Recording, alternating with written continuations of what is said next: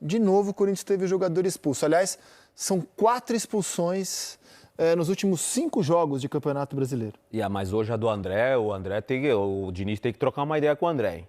Porque o Corinthians estava confortável no jogo, o Corinthians estava bem no jogo, controlando o jogo. Concordo. O Corinthians estava bem no jogo. O Corinthians não estava melhor em campo. O Corinthians não... Tô errado? Não. O Corinthians não estava sofrendo. Não, estava ótimo o jogo. O Corinthians estava tranquilo no Concordo. jogo.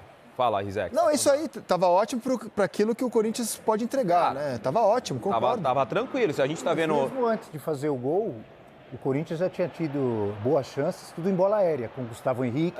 Ranieri, aliás, o Ranieri, para mim, foi um dos melhores em campo. Teve a responsa de marcar o Andrés Gomes, e marcou muito bem, jogou improvisado, né? E ainda levou perigo em bola aérea. Não, sufocando o Vasco, né? Marcando pressão, roubando a bola, tocando de pé em pé. O Corinthians estava chegando bem, né? Tava muito bom o jogo do Corinthians. Até o André ser expulso corretamente. Não, sim. Vermelho foi corretíssimo. Verdade seja dita. Desde que houve aquele anúncio de que ele ia pro Milan, depois não foi, o André não jogou mais nada, né? Aquilo mexeu com a cabeça do jogador. Um carrinho ali no Thiago Mendes ali completamente... né, descontrolado ali. Eu até acho que ele fez um bom jogo contra o Tajeres na estreia do Diniz lá na Argentina. Acho contra o Platense. Eu acho que ele fez um bom jogo lá. Mas realmente ele caiu de produção. Esse é o gol, golaço. Golaço.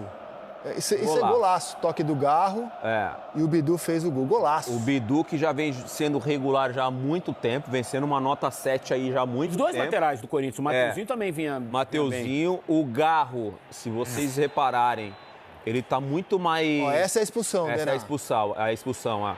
Merecidamente, né? Não, do nada, cara. Não tem o que falar, né? Costas, pra que isso? Não tem o que falar. Do nada, cara. Ó, pra que isso? Que isso, cara? Do nada, cara.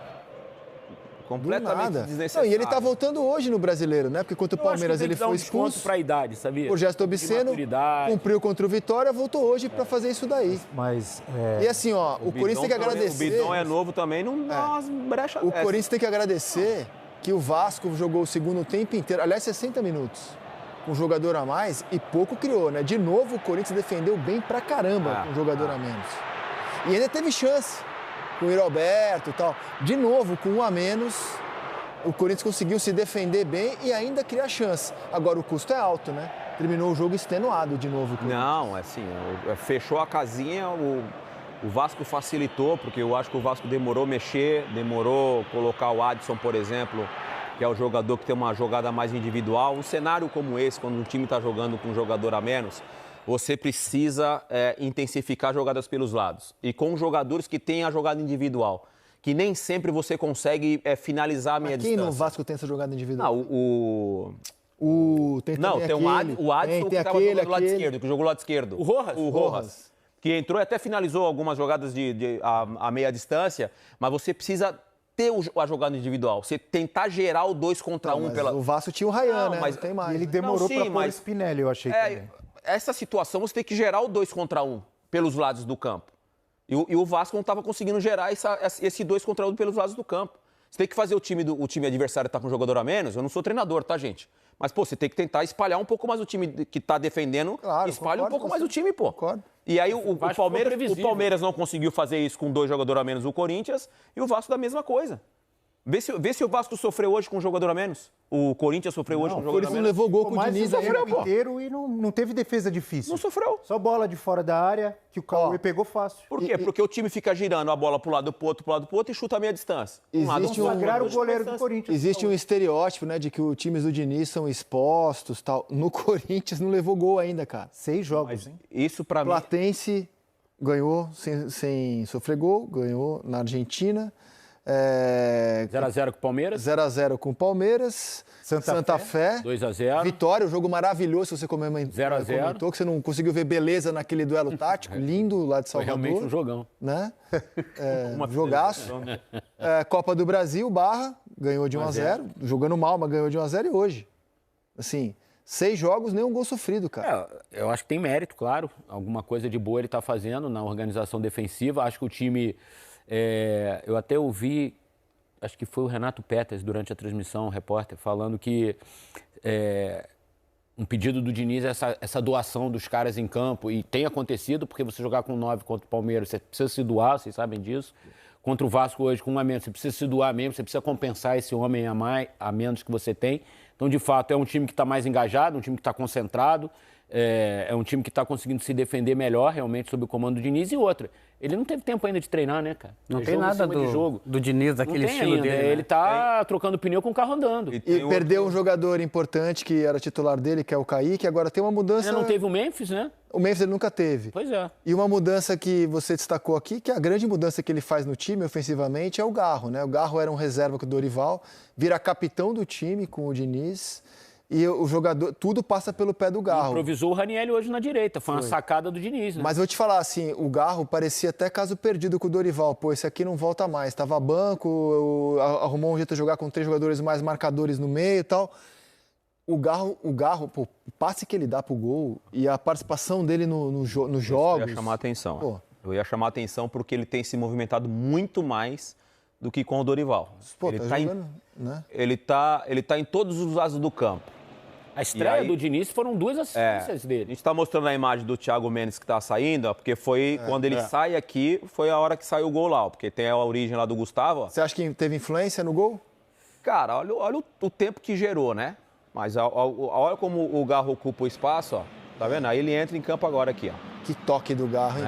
Ele fazia isso aí, né? Eu acho que não fazia isso aí, influência, mas... O toque de calcanhar? Mole. Mas... Ô, louco, Isaac. Mas o Thiago Mendes estaria ali, na região da jogada. Essa é a inteligência dele. É um volante, um cara de marcação. Seria uma outra jogada, com certeza. Outra jogada, eu também acho. Bidu foi bem demais também. Foi bem. É golaço. E outra, tava falando aqui, tem a ver, a gente sempre, pelo menos eu, sempre achei o Diniz temoso com a ideia dele de jogo. Por onde ele passou, ele tinha aquele jeito dele de jogar, de sair jogando, de aproximação e tudo mais. Quando ele assume o Corinthians, obviamente ele entende que o DNA do Corinthians é um time aguerrido, um time que se defende bem, um time que dá carrinho e consegue vencer por 1-0. Historicamente, o Corinthians no auge, aquele Corinthians, por exemplo, de 2012, o Corinthians ganhava os jogos de 1-0. Todo mundo brigando, 1-0, 1-0, 1-0 e conquistou o Mundial, conquistou Libertadores, enfim, jogando dessa forma. O Diniz, inteligentemente, aí aqui vai um elogio ao Diniz, de entender o clube que ele chegou e o DNA desse clube. Porque eu não vejo o Corinthians toda hora com aquela saída de bola. Eu não vejo o Corinthians dessa forma. Tanto é que são 5 jogos? 6 jogos? 6 jogos com o de hoje, né? 6. Mas vamos ver quando ele começar a treinar também. Ele não está treinando muito. Não, sim, mas todos os clubes que ele pegou, a gente já viu o estilo no primeiro jogo já tinha alguma coisa. E a gente não vê isso no Corinthians. Não parece time do Diniz, né? Entendeu? Ele chegou no Corinthians e o Corinthians estava um tempão sem ganhar jogo. Eu acho que isso aí é um grande elogio para um técnico. O treinador que não tem rótulo, o treinador que se adapta aos diferentes clubes, elencos, joga cada vez de um jeito com os times que tem. É o Ancelotti, cara. Ganha um campeonato com posse de bola, outro sem posse de bola, um ofensivo, outro defensivo. Eu acho que esse é um grande elogio, cara. O ruim é quando você fica marcado, assim, não, o cara só joga desse jeito. Porque você só serve para jogar de um jeito. O Diniz, cara, eu acho que se ele conseguir fazer isso, se adaptar ao cenário corintiano, eu acho que é um grande elogio. E eu acho que ele está fazendo isso até o momento. E ofensivamente tem uma marca dele, que é o Garro. Por onde passou, o Diniz sempre teve um meia importante, que ele valorizou, que ele deu moral. Sempre teve. Era o Ganso no Fluminense, era o Coutinho no Vasco. Ele sempre teve esse jogador, cara. Era o Sara no São Paulo. E agora ele está fazendo isso. Era meio óbvio até que ele faria isso com o Garro. O Corinthians precisa fazer gol, né, gente? Precisa, mas tem 9 gols no Mas não é de hoje essa deficiência. 9 gols. Né? Mas não é de hoje, né?